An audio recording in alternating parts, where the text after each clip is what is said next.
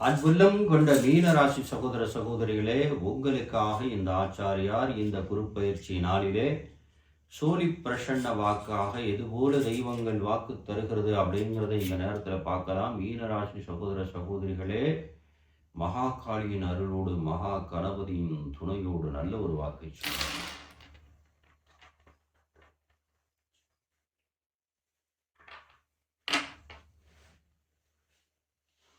மீனராசி சகோதர சகோதரிகளுக்கு கவனம் தேவை. எதுல கவனம்? ஒரு நிதானமான கவனம் தேவை.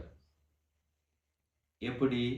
எரிச்சல் ஊட்டுகின்ற விஷயம் உங்களை தொடருது, அதே நேரத்தில் ஒரு கோபம்.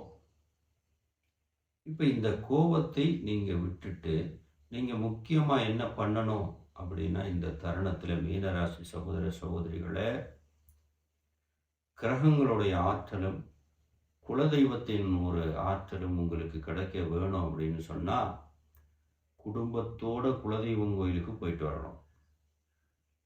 அதே நேரத்தில் சனி பகவானை வழிபடணும்.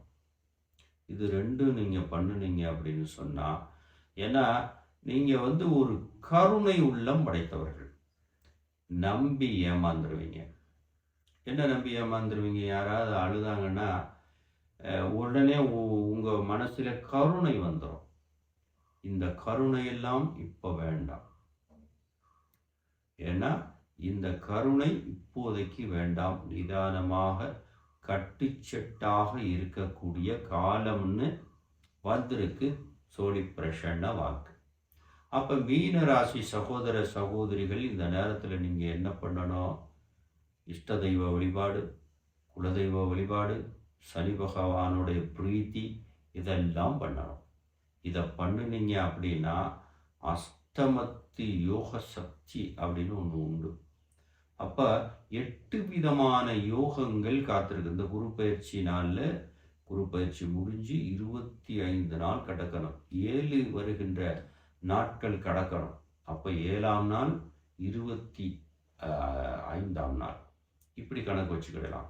அப்போ இந்த 7ஆம் நாள் தாண்டியாச்சு அப்படின்னு சொன்னால் உங்களுக்கு கருணை வர ஆரம்பிச்சிடும். இந்த கருணை காட்டக்கூடாது இந்த நேரத்தில்.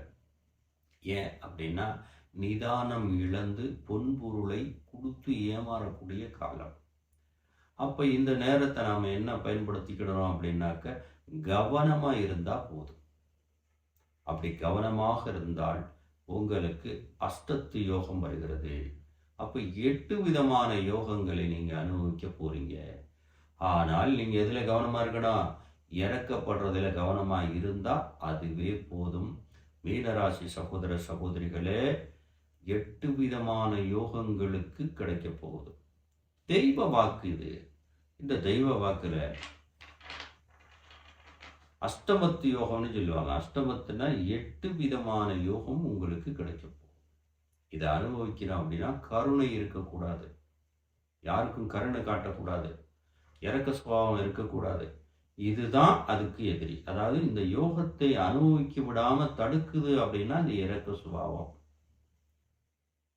பிறரை பார்த்து இறக்கப்படுறது, கருணையோட கவனிக்கிறது, இந்த விஷயத்தை நீங்கள் நிறுத்தினீங்கன்னா இந்த 8 யோகத்தையும் நீங்கள் அனுபவிக்கலாம்.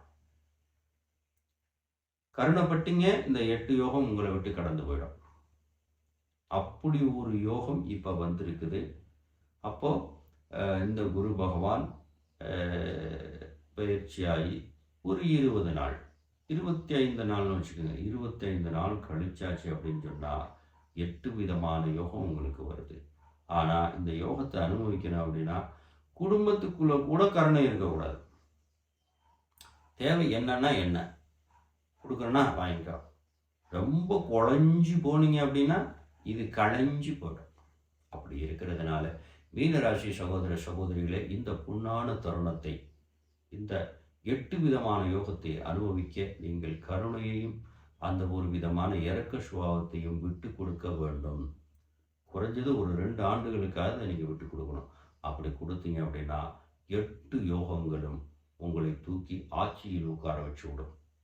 எந்த துறையில் இருந்தாலும் சரி, ஒரு பெரிய ஏற்றத்துக்கு கொண்டு போய் உங்களை உட்கார வச்சிடும். மீனராசி சகோதர சகோதரிகளே, இந்த சோழி பிரசன்ன வாக்கு உங்களுக்கு நல்ல ஒரு வாக்கு தான்.